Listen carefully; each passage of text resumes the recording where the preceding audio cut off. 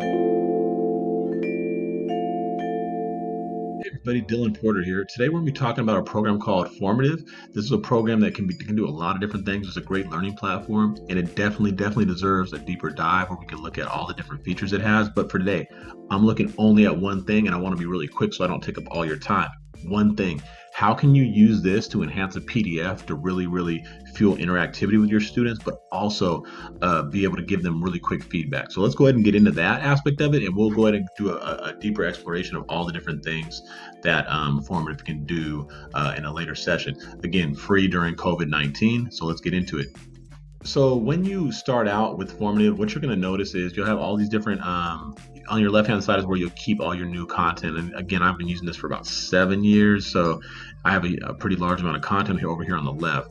Again, classes, tracker, library, all these things like it directly plugged into Google Classroom. You have a data tracker. You have a library that you can choose from where other teachers have added different things that you can use that are already pre-made, and these are pretty good. A lot of these are really well done. But what we're going to go ahead and do right now is we're going to look at how can we use this to help us with all these different PDFs you may have from Teachers Pay Teachers or throughout the years that you've collected. How can you make these a digital?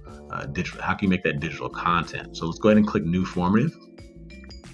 Once you click New Formative, you'll see this plus sign. What you're going to want to do is I downloaded a quick PDF with reading comprehension on waves and currents. Waves and currents is the topic. I'm going to hit plus. Then I'm going to say enhance a PDF or Google Doc. Click that. And then I'll pull it. I mean, you pull it actually from Google Drive if you'd like, which I think is kind of cool that it directly links into Google Drive.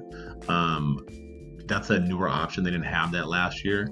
And then as you see, it's processing the file. This is going to load our PDF in here. When you do this PDF, make sure your answer sheet that's usually attached to some of these PDFs, make sure you remove that afterwards. I've at least 2 or 3 times. I've uploaded the answer sheet at the end and didn't realize it as I was enhancing the PDF and just forgot. And students finally would tell me. But all right, so here it is. Here's waves and currents. It's loading up right now. At the bottom here, I'll go ahead and erase these answers. But what you're going to do is really simple.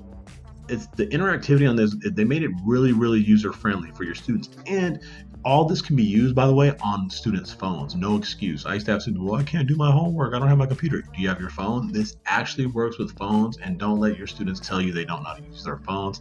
All you're going to do is click on these. Look, watch. Click right there. Boom.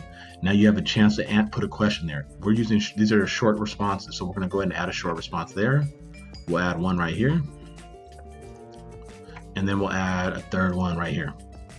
So now we have our 3 questions are on the right hand side. We can tag standards to those questions. We can give some guidance in there as well. It's a very easy way to do it. I'm gonna get rid of this.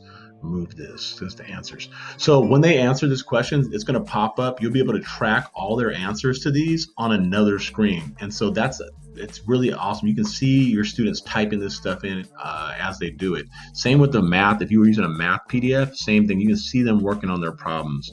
All you need to do is go back to your classes. You can see the work that they're doing there. I'd erase my classes, they're archived, but I have a bunch of them right there. But yeah, so that's kind of it. That's the basics of it, guys. So if you upload a PDF to Formative, you can make it interactive. There's a huge amount of things. It's not just making short answer questions. You can do all sorts of options with those questions, and you can really build in a lot of interactivity. And we can get into that at a later one.